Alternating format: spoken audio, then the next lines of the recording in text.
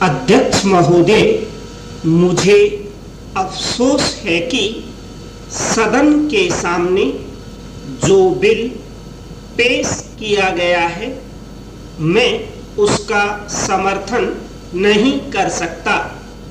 हम देखते हैं कि जहां तक भ्रष्टाचार को कम करने का प्रश्न है, अभी तक कानून के द्वारा उसमें विशेष सफलता नहीं मिली है।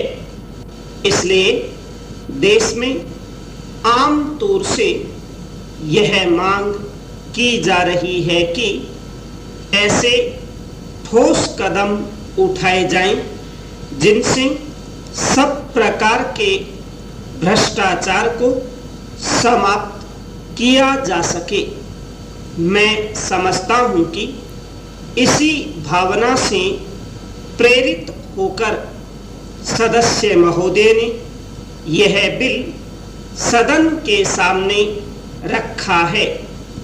इस संबंध में मैं यह निवेदन करना चाहता हूं कि केवल कानून बना देने अथवा कानून में संशोधन कर देने से ही भ्रष्टाचार का अंत नहीं हो सकता है।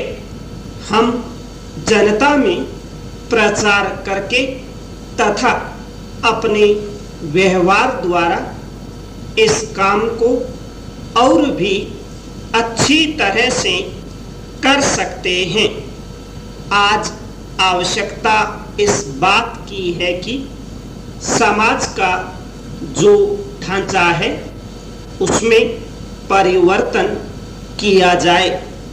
जब तक समाज का ढांचा नहीं बदलेगा, तब तक भ्रष्टाचार दूर नहीं किया जा सकता।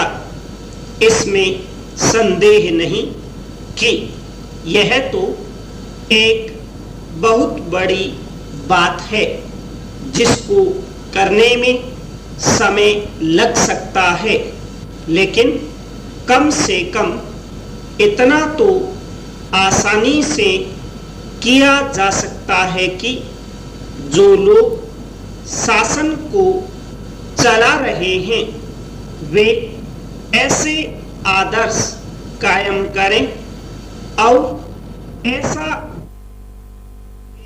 करें जिससे लोगों में यह भावना पैदा हो कि भ्रष्टाचार करने पर उतनी हानि उठानी पड़ेगी।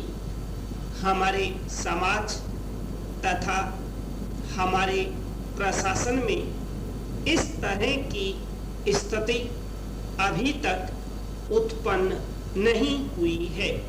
मैं कोई खास मामला तो आपके सामने नहीं रखना चाहता हूं, लेकिन आम तौर से भ्रष्टाचार के बारे में जनता में जो भावना है उसकी तरफ इशारा करना चाहता हूं।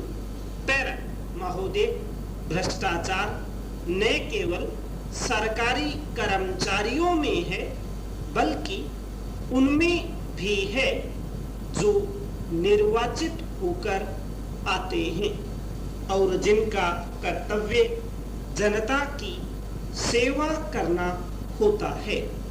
इस संबंध में मैं यह स्पष्ट कर देना चाहता हूं कि भ्रष्टाचार की श्रेणी में केवल वही कार्य नहीं आते जो आर्थिक लाभ के लिए किए जाते हैं।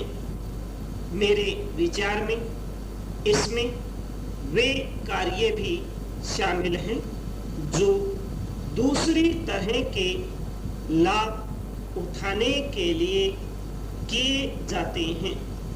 जो कार्य पक्षपातपूर्ण होते हैं वे भी भ्रष्टाचार की ही श्रेणी में आते हैं।